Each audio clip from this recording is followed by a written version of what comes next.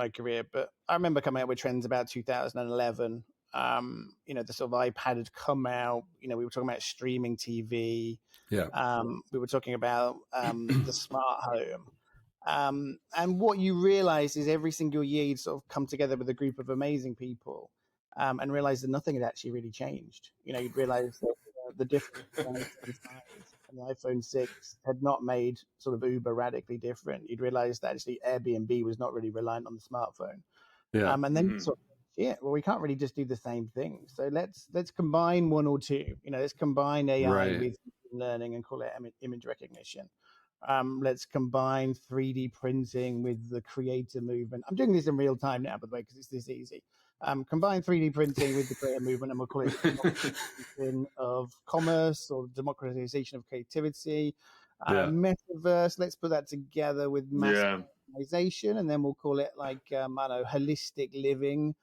Let's get NFTs and blockchain and call it, the tokenization of the world. You realize that because things weren't really changing that fast, you ended up sort of cutting and slicing and marketing these things in ways just to sort of show people that you recognized that you needed to be on the cutting edge and you needed to be more outlandish.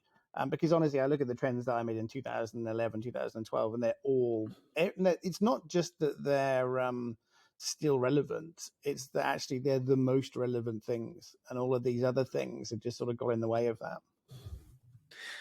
Like, and you talked a little bit before about, so a lot of those create a bit of fear, I think is how you said it, and maybe a bit of paranoia. Maybe you're missing out on something. Is there something driving these? Like, why do people keep creating these lists? You know what I mean? Like, is it just to create some kind of FOMO from? Yeah, I've created this movement called Nowism, and the idea behind this is we are living at a really, really exciting moment in time. And we have really, really amazing technology around us. And we have incredible business opportunities that can delight people and also allow companies to make boatloads of cash. And for some reason, we don't want to do this stuff. We don't want to sort of look at advanced APIs. We don't want to look at containerized data. We don't want to look at inventory systems for retailers. We don't want to look at sort of total retail solutions. Like, we'd rather sort of focus, it seems, on the metaverse or 3D printing. And I think that's driven by a couple of things. I think the beautiful thing about these projects is because it's something that's not going to happen for a long time, you can charge people a lot of money as a retainer for a really long time.